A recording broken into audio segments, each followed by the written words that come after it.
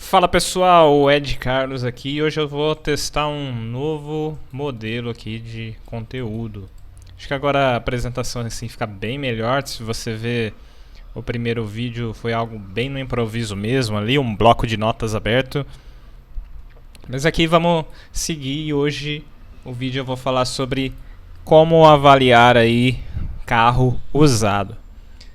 Eu anotei alguns pontos, né? Então são 5 pontos aqui, né? 1, 2, 3, 4, 5. Isso aí, 5 pontos que eu coloquei aqui que eu considero bastante importantes, se não essenciais aí, né? Claro que sempre tem algum ponto a mais que você pode utilizar na sua avaliação, mas esses são pontos que eu acredito que são bem possíveis de serem analisados, alguns deles nem precisando de um especialista, né, como um mecânico.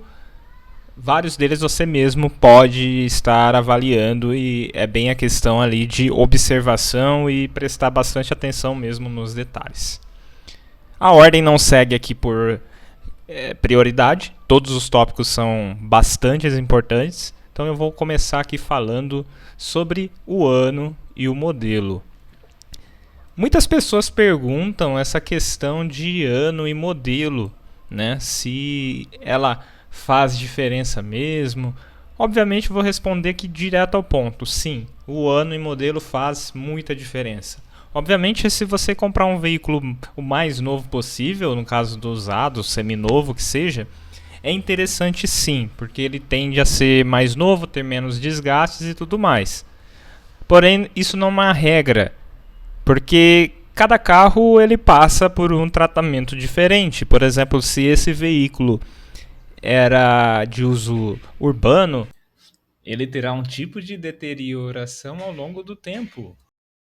Agora, se você tem um veículo que tem um uso mais rodoviário, vai ser um pouco diferente. Isso eu vou falar depois, tá? Já estou até adiantando um tópico que eu vou falar depois, mas aqui, já respondendo a primeira pergunta, quanto mais novo, melhor?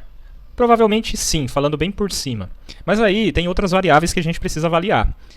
Se eu tiver um veículo que tem algum problema crônico, talvez o problema crônico surgiu no modelo 2020. E no modelo 2019 ele não tinha nenhum problema crônico. Daí você tem aí que o 2019 é até melhor que o modelo 20. Isso pode acontecer, tá? Depende muito aí da questão das montadoras, das mudanças, do que acontece aí no processo produtivo do veículo. Consumo. A tendência é que veículos mais novos sejam mais econômicos. Depende da tecnologia, da motorização. Os motores turbo, por exemplo, eles tendem a ser mais econômicos do que os aspirados. Só que também você tem que verificar a questão de manutenção, que é algo que eu vou falar depois também. Então, assim, são vários assuntos que eles se correlacionam de alguma maneira, né?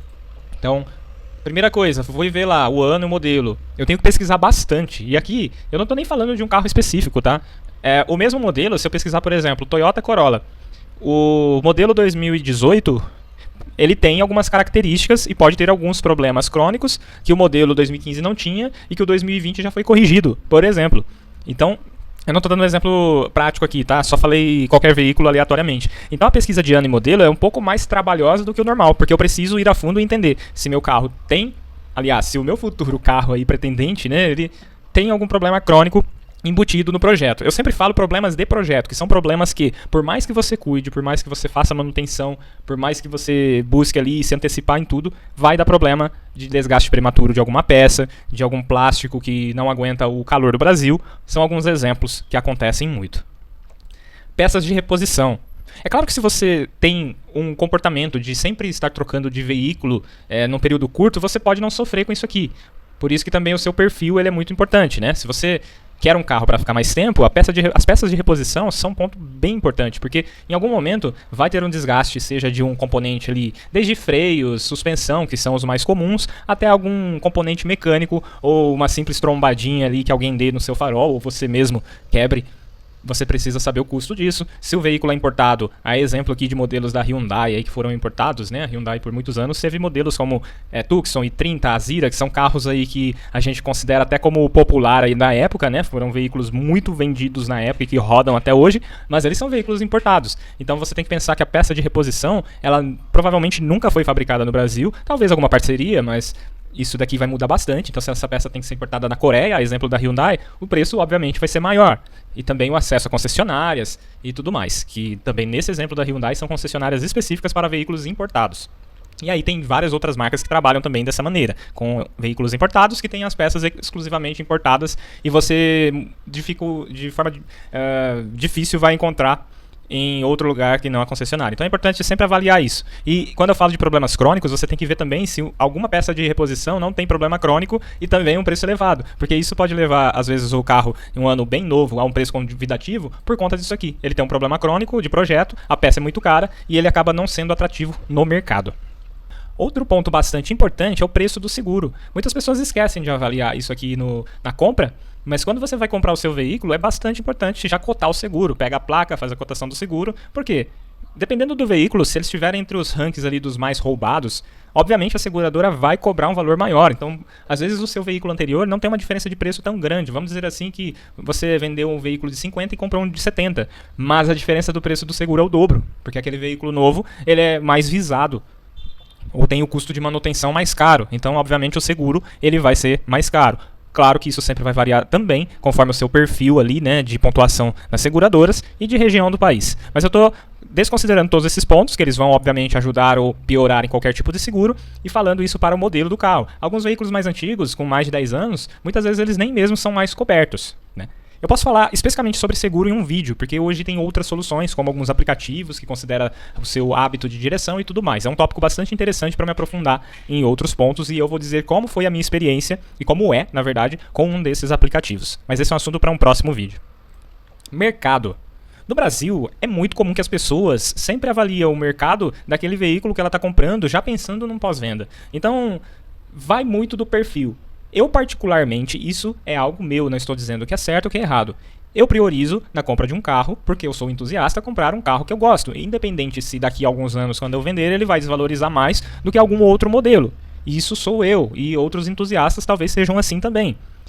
Outras pessoas têm o veículo como meio de transporte. A grande maioria das pessoas, dentro da sua realidade no Brasil, tem o veículo como meio de transporte. Então, é uma mercadoria que ele compra e ele já está pensando que o dia que ele for vender para fazer a aquisição de um novo, ele vai ter que vender a um preço convidativo. Então, é importante você se atentar ao mercado. Aquele modelo ele é bem vendido. A exemplo do último ano, o Gol, mesmo já fora de linha, foi um veículo mais vendido no mercado de seminovos e usados, com mais de 700 mil unidades vendidas no mercado. Então, é sempre bastante importante avaliar esse ponto do mercado. Se você está comprando um veículo que é de fácil venda, em algum momento que você precisa vender ele rápido, você vai vender rapidamente, não vai ter nenhum problema, nenhuma desvalorização bruta no caso da venda.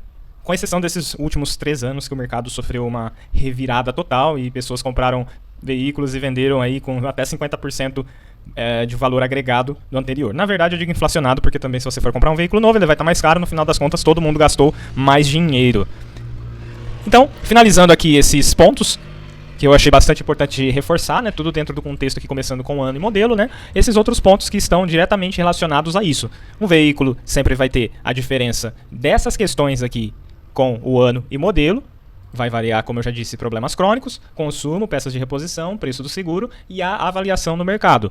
Até complementando no mercado, existem veículos que de um ano para o outro você vê quase que 80% a 100% de diferença por conta de um facelift ou de alguma alteração muito importante de projeto que acabou valorizando muito aquele veículo. Nós temos o exemplo da RAV4 ou do Azira quando fez aquele facelift para a última versão disponível no Brasil. Agora seguindo aqui com a questão da quilometragem. Quilometragem é um ponto muito polêmico, principalmente no Brasil. Quilometragem, existe até uma brincadeira, né, que as pessoas fazem Black Friday de quilometragem, né, hoje pela metade da quilometragem, né, somente neste fim de semana. É uma péssima realidade, né, apesar da brincadeira. Infelizmente, a exigência das pessoas por veículos de menor quilometragem levou a um comportamento do mercado de tentar encontrar artifícios para baixar a quilometragem de veículos muito rodados. Então, é muito importante você, além de uma avaliação técnica, que aí somente com equipamento ou o mecânico pode fazê-la de uma maneira mais assertiva, dependendo do veículo é até mais difícil, existem alguns pontos que você também pode estar observando por conta própria. Por exemplo, o ano versus a quilometragem. No Brasil, se eu não estiver enganado, por volta, a média de rodagem do brasileiro é de 10 a 12 mil quilômetros por ano. Então, não espere que um veículo com 10 anos de mercado, aliás, 10 anos de uso, tenha menos que 120 mil quilômetros rodados, por exemplo. Muito abaixo disso, são casos muito específicos. São casos de pessoas que às vezes tinham um veículo ali e utilizava mais o transporte público, ou utilizava táxi, aplicativo, etc. Tinha um veículo para pouco uso. Ou, enfim, existem N variáveis. Isso aqui é bastante difícil de avaliar, mas é importante. Não tem milagre. Veículo usado com muito ano e baixa quilometragem, tem que tomar cuidado. Existe uma questão também muito relevante, é o quê? Uma quilometragem, por exemplo, 100 mil quilômetros rodados em uso urbano é muito diferente de 100 mil quilômetros de uso rodoviário. O uso urbano, ele é uso severo, então você precisa ter troca de óleo antecipada, você tem desgaste da suspensão mais forte, você tem desgaste de pneus, tudo bem que pneus aí não é um grande problema, é só efetuar a troca, mas toda a suspensão, a construção do carro, ela sofre muito mais, você pode ter outras avarias aí na estrutura do carro, eu não estou dizendo assim estrutura de dar problema no chassi em si, claro que aí deveria ser algum impacto muito forte, mas seu carro vai ficar, as peças ali, dependendo da construção, do modelo, etc, vai ficar tudo mais frouxo, vai começar a apresentar os famosos grilos, barulhos internos, então o perfil de uso urbano, 100 mil quilômetros rodados só em uso urbano, por exemplo, algum motorista de aplicativo, nada contra esse uso, tá? Já deixando claro aqui, vai ser um uso mais severo. Já 100 mil quilômetros, no exemplo que eu dei de uso rodoviário, o veículo vai sofrer muito menos. O motor vai refrigerar melhor na rodovia, a troca de óleo já vai ser de uso menos severo, podendo ser feita dentro das especificações da montadora. A montadora sempre coloca dentro a especificação para uso severo e uso comum, né? Então, muitas das pessoas já têm dificuldade de fazer a troca dentro da especificação de troca de óleo normal, muito menos de uso severo, que às vezes baixa ali para 5, 6 mil quilômetros. Então, muitas pessoas não fazem isso e o desgaste do motor ele vai ser muito mais pesado do que no uso rodoviário, por exemplo. Então, esses fatores aqui são mais difíceis de avaliar. Isso você vai conseguir talvez com o histórico, se você conhece o proprietário anterior e tudo mais. Então, mas são pontos que se você de alguma maneira conseguir avaliar a procedência, é bastante importante fazer essa avaliação do ano comparado com a quilometragem. Outro ponto complementar aqui sobre a quilometragem é o desgaste interno versus a quilometragem. Como assim design, né? Desgaste interno versus quilometragem. Tem veículos que você vê que o desgaste dele não condiz com o estado dos bancos e dos pedais, principalmente. Às vezes você vê lá um veículo 2018, 80 mil quilômetros rodados. Ok, para um carro é uma quilometragem interessante, já é abaixo de 100 mil e tudo mais. Só que os bancos estão ali bem deteriorados, os pedais bem desgastados.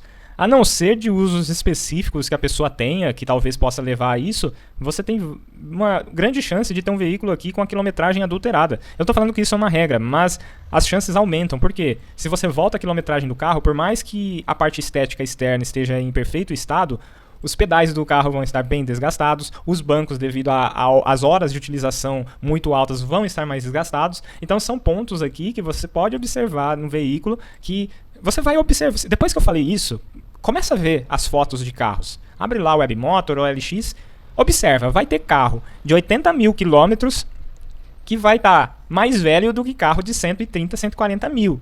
É claro que esse uso urbano e rodoviário vai mudar muito, porque aqui o carro no rodoviário vai rodar mais e o tempo de uso interno vai ser menor.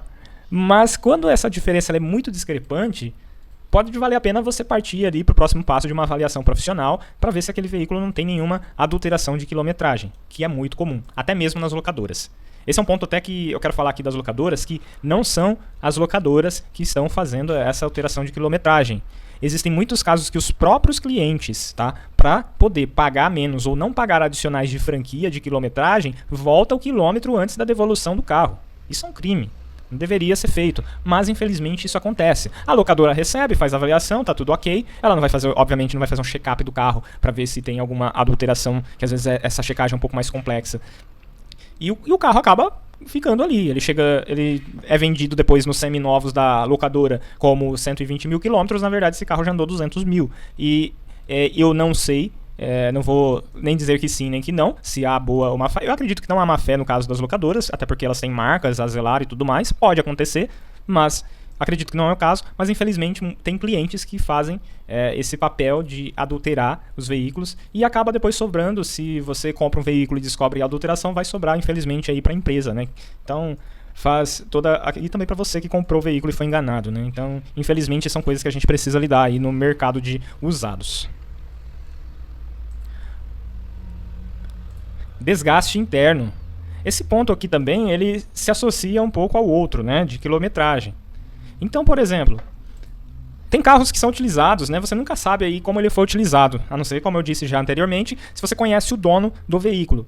Então existem carros que eles são utilizados para transporte de coisas, de animais e etc. Claro, o dono tem o direito de usar da maneira que ele quiser. Só que isso, obviamente, vai afetar a saúde do carro no geral, da parte interna. Você vai ter um desgaste ali dos bancos se você transporta animais e não tem um revestimento apropriado, porque existe. Eu mesmo transportava cachorros sem problema algum, só que eu tinha, por exemplo, lá os equipamentos apropriados para isso, né? Tanto para proteger o animal, os passageiros, e também não ter nenhum problema de rasgar banco, de sujar e tudo mais. Então existem ferramentas para você evitar isso, e elas estão aí para serem utilizadas, né? Então se você utiliza o carro para transporte de animais ou de objetos, né, ou o dono desse carro utilizava, provavelmente, sem as devidas proteções e cuidados, o veículo vai ter sim um impacto na parte interna.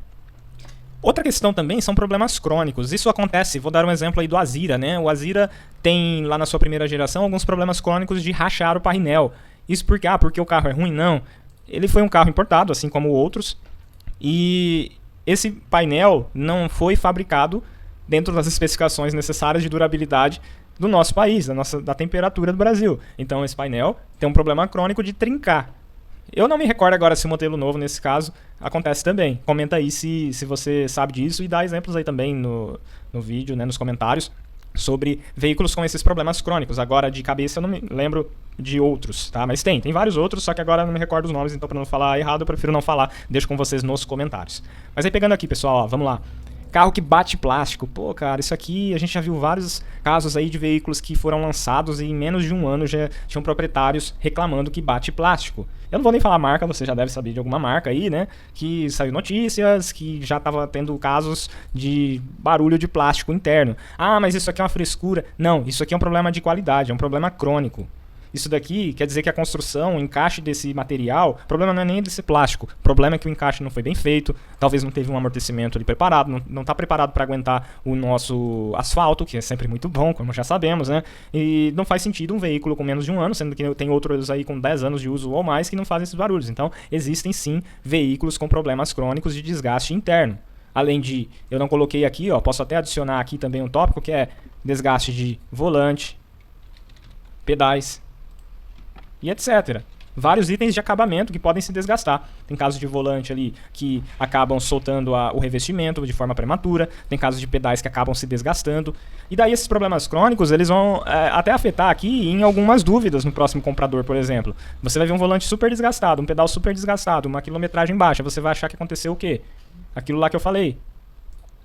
O desgaste interno versus a quilometragem. Você vai achar que houve uma adulteração. Na verdade, esse veículo ele já tinha um problema crônico de desgaste interno e acabou apresentando aí itens com baixa durabilidade. Isso não deveria acontecer, tá? Então, assim, sempre bom pesquisar se o seu veículo não tem problemas, se o ano, o modelo que você está pesquisando, voltando lá no primeiro ponto, não tem problemas de qualidade desse tipo, né? E também do uso, né? Que aí já é um item mais próprio da compra. Mas nesses casos aqui, se você teve, o outro dono, por exemplo, colocou um volante, um revestimento paralelo, um pedal paralelo, você pode ter problemas, porque talvez a versão paralela não seja tão durável quanto a original, que já não era tão boa assim, e foi revestido ou feito algum reparo somente para venda. Então, muito cuidado aqui, é sempre bom avaliar esses pontos aqui que eu falei. Passando aqui para a parte mecânica, essa parte talvez é a parte um pouco mais complicada e que pode trazer para você o maior custo se não bem avaliado, e às vezes depende até um pouquinho de sorte. Integridade do motor.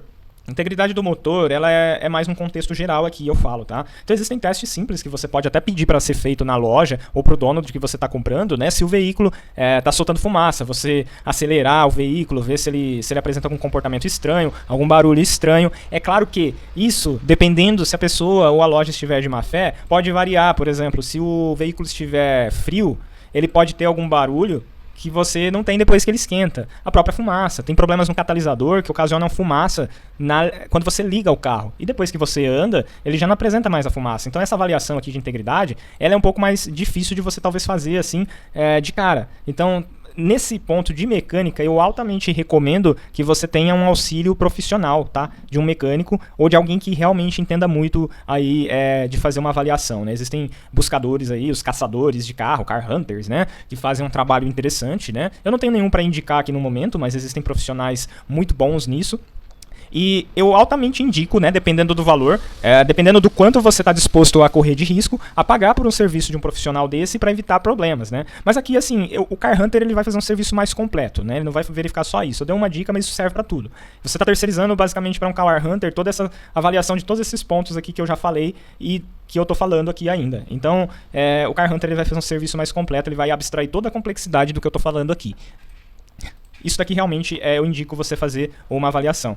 Se o seu mecânico, você tem um mecânico de confiança ou alguma oficina que ofereça pré-compra, por exemplo, né? Algumas oficinas oferecem esse programa de fidelidade, então você paga um valor, faz uma avaliação do veículo. Se você comprar aquele veículo, você ganha créditos ali para fazer alguma manutenção preventiva e tudo mais. E caso você não compre, você pode levar até mais um ou não sei quantos, vai depender do pacote aí de cada prestador de serviço, para fazer a avaliação do motor e de demais itens mecânicos do veículo. Histórico de manutenção, pessoal, isso aqui é importante. Eu sou muito chato com isso daqui do meu carro. Eu tenho uma anotação manual, tenho anotação digital, tenho nota, guardo nota. E isso aqui é um cuidado que o dono vai ter. Então, você pode procurar por isso aqui no mercado, porque algumas pessoas fazem isso, né? Ela tem um histórico de manutenção. E eu não estou dizendo nem daquele histórico de concessionária, que você tem o carimbo, tem o final lá no manual do veículo, né? Para poder estar fazendo esse histórico. Não, eu estou dizendo, tipo assim, levei numa oficina mecânica, tem aquela notinha do que foi feito, eu guardo no arquivo junto com os documentos do carro lá, tudo mais. Fiz uma troca de óleo, guardo, tem a especificação do óleo que eu usei, foi trocado o filtro. Obviamente que isso eu vou falar em outro vídeo, mas você deveria sempre trocar o filtro, mas se foi trocado ou não, foi trocado o filtro de combustível, filtro de cabine, filtro do motor, etc. Esse histórico de manutenção, ele é muito interessante. Se a pessoa tiver um histórico muito bem feito, reduz até várias outras coisas que eu já falei aqui. Provavelmente a integridade do motor vai estar melhor, claro que isso não garante nada, mas se a pessoa segue a manutenção e guarda os históricos, ela provavelmente é um pouco mais chata no bom sentido, com a integridade do motor, com questão de barulho, fumaça. Ela também provavelmente não fez adulterações de quilometragem, até porque nas manutenções você vai ver uma diferença ali de tempo e a quilometragem do veículo. Então o histórico de manutenção ele vai estar muito associado à quilometragem. Então se a pessoa roda, por exemplo, 6.000 quilômetros e troca de óleo a cada 3, 4 meses, provavelmente reduz bastante ali a chance de adulteração. Claro que sempre há meios de você adulterar, mas uma pessoa normalmente que faz esse histórico, ele costuma ser mais cuidadoso e tende a não fazer essas adulterações, né? Até porque ele sabe que um veículo com histórico aí de manutenção bem feito e ter tudo isso ali na venda vai agregar bastante valor ao produto e quem souber e quem quiser comprar vai considerar isso daí como um item interessante, tá? Dentro dessa questão do histórico de manutenção, eu acabei já falando, né? Mas aí entram revisões de concessionária, são muito importantes para o carro. Mesmo que elas não sejam em concessionária, seja depois do prazo, ou seja por algumas políticas de certas concessionárias que às vezes eu também não concordo, mas é importante que a pessoa tenha esse histórico, como eu falei, né? Então, independente se ela foi feita fora do serviço autorizado, você tem esse histórico de manutenção ali guardado. E as trocas de óleo. Isso daqui é um item muito importante, como eu falei, né? Também precisa estar dentro do histórico de manutenção. E a troca de óleo, aqui não tem nem conversa. Se você tiver um veículo usado ali, que não foi feito durante toda a vida dele, foi ali um cupim de aço, como dizem por aí, a pessoa não trocava óleo, usava óleo na especificação errada, enfim, fazia qualquer tipo de coisa errada, óleo mineral, óleo que não é da especificação ali, de semissintético, sintético, etc., vai dar problema. Esse motor ele passou por um desgaste mais acentuado e pode explodir na sua mão. Então, troca de óleo, é importante você ter o histórico, se foram feitas as revisões gerais de correia, de bomba d'água e troca de óleo, tudo bem? Esses são itens aí de manutenção extremamente importantes. Câmbio. Aqui eu entro num item bem polêmico, tá? O câmbio, você pode ter o câmbio manual, né? Que eu nem tinha anotado, porque eu não ia fazer muitos comentários sobre, mas eu vou até colocar ele aqui como um subtópico, né? Bom, câmbio, vou começar falando aqui sobre o câmbio automático, né? Então, assim, é muito importante verificar a questão. Eu vou falar assim, antes de entrar em detalhes de cada câmbio, eu já vou falando a diferença aqui. Automático e CVT e manual, sem segredos, tá? Isso aqui a gente já sabe que funciona bem. Automatizado, corre, cara. Power shift, qualquer outra coisa que você pensar aí, é dor de cabeça. Vai funcionar bem? Ah, eu tenho, nunca deu problema. Cara, perfeito. Você tem sorte, fez as manutenções em dia, eu acredito, e talvez não tenha tido maiores dor de cabeça. Mas, no geral, a maioria das pessoas tem problemas com câmbio automatizado. Porque ele é basicamente um câmbio manual com algumas diferenças e um robô ali que faz a troca das marchas e acionamento da embreagem. Então, esse veículo, isso é uma espécie de uma gambiarra, tá? É interessante, eu acho bastante interessante. A ideia era ter um veículo ali com custo mais baixo, mas isso aqui, dependendo do modelo, quando der problema, você vai se arrepender e vai ter preferido ter comprado um câmbio manual, tá? E trocar marcha na mão do que automatizado. Então, já falando aqui que o automatizado cara, recomendo você esquecer. O automático entra também a questão das trocas de óleo. Tem montadora que fala que não precisa trocar o óleo do câmbio. Eu discordo totalmente. Eu já conversei com pessoa que não estou dizendo nem especialista mecânico, tá? Se você pegar algum mecânico especializado, ele vai falar que não existe. Se você conversar com um engenheiro químico, ele vai dizer que nenhum óleo é perpétuo. O óleo ele sofre alterações. Você está variando pressão, você está variando temperatura, tem a ação do tempo, tem a ação de resíduo. Não tem como um óleo ser vitalício. Isso aqui, se alguém tiver uma prova ao contrário, vem aqui nos comentários, traz um vídeo e a gente vai discutir isso daí. Não tem óleo vitalício. Isso não existe. Pode existir algum óleo, talvez, que a durabilidade dele ali é prevista para uma quilometragem muito alta. Mas não existe óleo vitalício. Esquece. Se alguém falar isso aqui para você, esquece, cara. Óleo do câmbio automático tem que trocar. Se o manual do carro fala que é vitalício, pega a opinião de um especialista, de um mecânico, de alguém e faz a troca. Mesmo que você encontre ali uma quilometragem 50, 100 mil, bom senso, faz a troca. Você não vai se arrepender, tá? Câmbio CVT. O câmbio CVT é muito mais simples na construção, tá? Então, assim, ele também não tende a ter problemas. A correia dele também é feita para ter uma durabilidade muito alta, mas também é extremamente importante seguir ali as recomendações de manutenção da montadora, tá? Então, sempre que considerar câmbio, até mesmo manual, tá? Ninguém fala sobre... Aliás, alguns falam, mas não muitos. O câmbio manual também precisa de troca de óleo. Você não sabia dessa? Precisa.